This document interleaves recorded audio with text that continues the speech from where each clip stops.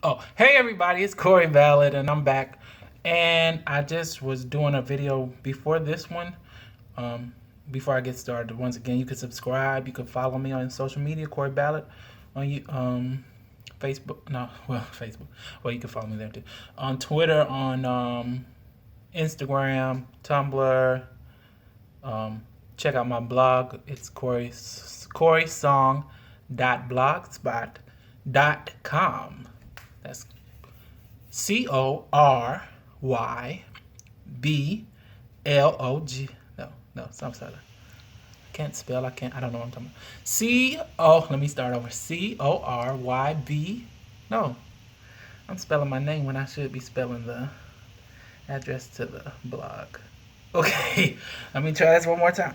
CORYSONG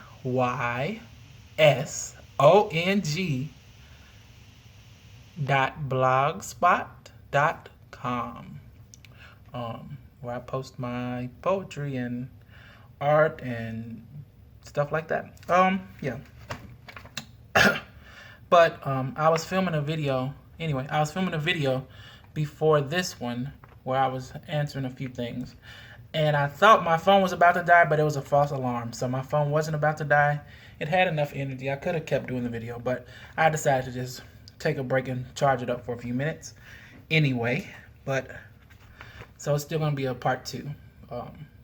So if you're watching this one and you didn't watch the first one, you can go watch the first one, and you could also go watch all my other videos as well on here.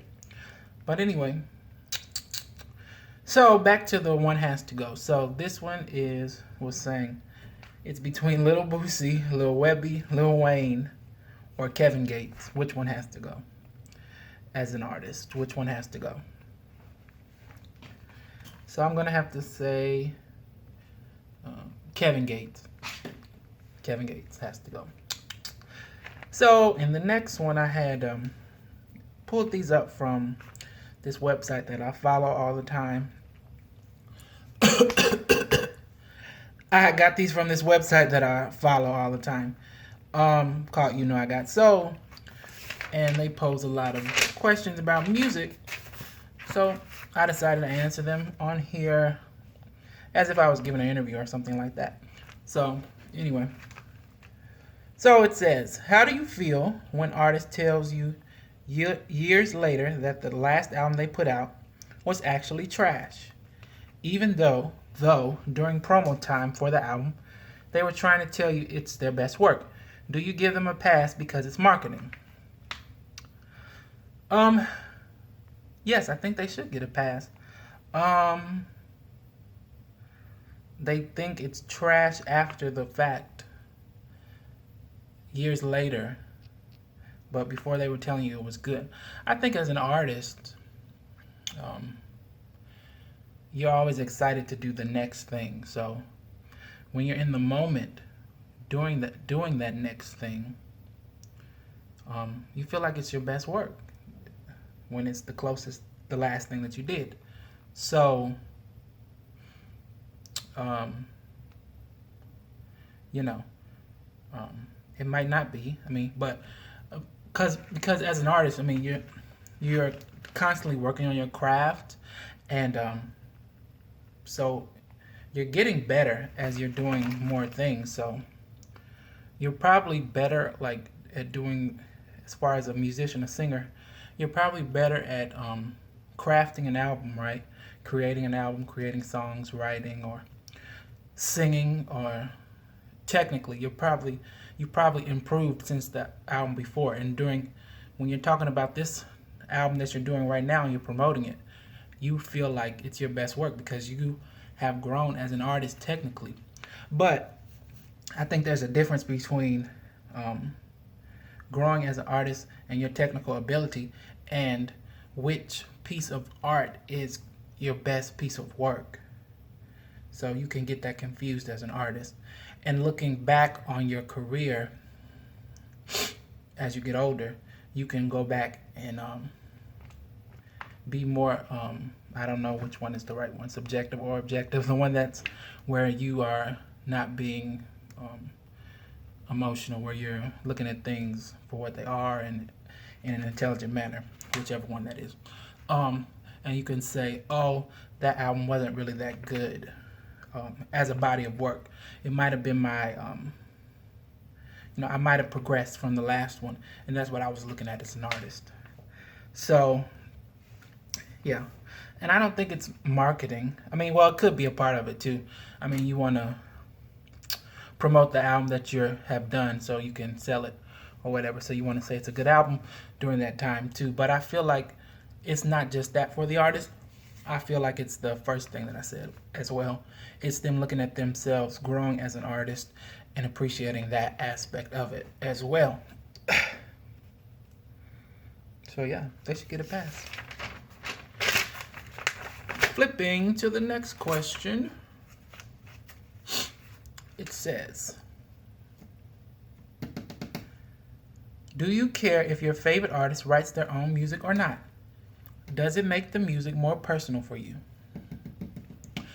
Do I care if the artist writes their music? No, I don't care if they write their music necessarily. If it's a good song and I like it and they sing it well, I like it. I think just in generally speaking, I mean, for the most part, if an artist writes their own music, it's more personal to them, and so they can deliver it better, and it's usually a better song for the most part. I don't know, but there are so many artists that don't write their songs. Some of them don't write anything at all. Some of them are participatory. Is that a word? They participate in the writing of the song by gathering with the writers and talking and having conversations, and then the writers will take things from what they've spoke about with the artist, and in that way they have wrote the song. Not necessarily that they wrote the words for word, but they have contributed to the idea of the song. So there's a lot of different ways to make a good song, and it's not a deal breaker that the artist doesn't write their song. Before, when I was a kid, I've been listening to music since I was a small child. I didn't care. I didn't know anything about writing a song. I just, turned on the radio or whatever. I listened to the radio, and if it was a good song, I liked it. So, yeah, that doesn't matter that much to me. Okay. So then it has some, it's kind of like the other one, the memes, where it's like one has to go, but these are a little bit different. So which of these artists had the best debut album? It's between Beyonce, which is her debut album was Dangerously in Love, Amerie, All I Have, Tweet, Southern Hummingbird, or Ashanti, which is her self-titled debut album, Ashanti. Which one had the better album? So I really like Southern Hummingbird by Tweet. That's one of my favorite albums. It was one of the first albums that I bought as a child, and I love that album. And Tweet's harmonies are so amazing. She's I don't know. Her voice is so beautiful. Her harmonies are so beautiful. And I just remember listening to it when I opened it up and everything, and listening to different songs, and she was so versatile to me. And it just, I might be biased in that, I don't know, but it was a really good album, and it's still one of my favorite albums now. I still think it's amazing. I actually bought all of these albums when I was younger. I remember when Ashanti and Tweet came out on the same week, and Ashanti's album did better because she was bigger, she had a bigger song or whatever. But I just remember listening to Tweet's albums, wow, Tweet is amazing. And then Amerie, I remember I bought her album because of that first single, Why Don't We Fall in Love. I thought, wow, that's a really pretty song, really fun song, really bright song. It was the summertime when that song came out, and I went and bought her album, and I didn't appreciate the album that much actually until I got older, and now I like all of the album. The whole album is really good. So those two are the best to me. I mean, the other ones are really good as well, but Tweet Name Marie's first album I like the best. Okay, the next question says, choose one Mariah Carey album. So which one is like the one that you have to get rid of all the other ones basically. So it says Music Box, Daydream, Butterfly, or The Emancipation of Mimi. That's really hard because I love Mariah Carey and I pretty much love every last one of her songs from the beginning of her career till like 2008. Like I like the majority of all of her songs. Her albums are really good, especially like in the 90s. Her albums are like freaking perfect to me. Like so it's really hard.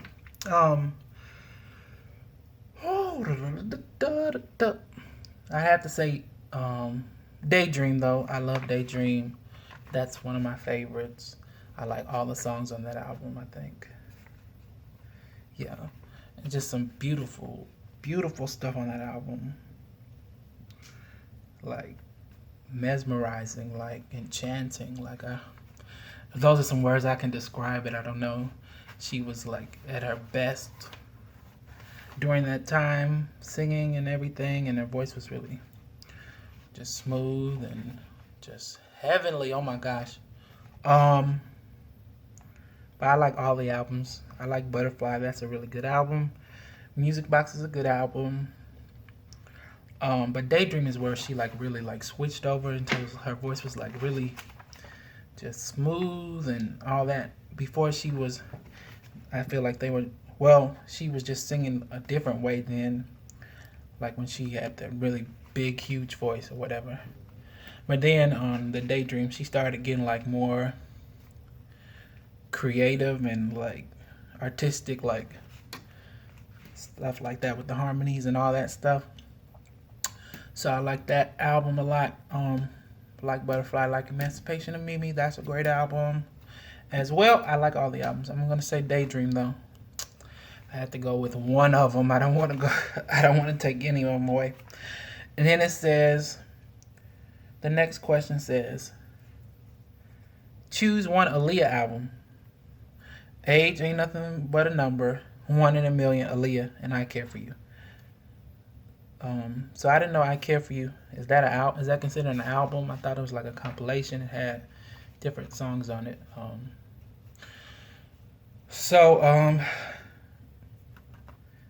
gonna go with Aaliyah, the third album, her last album before she passed away.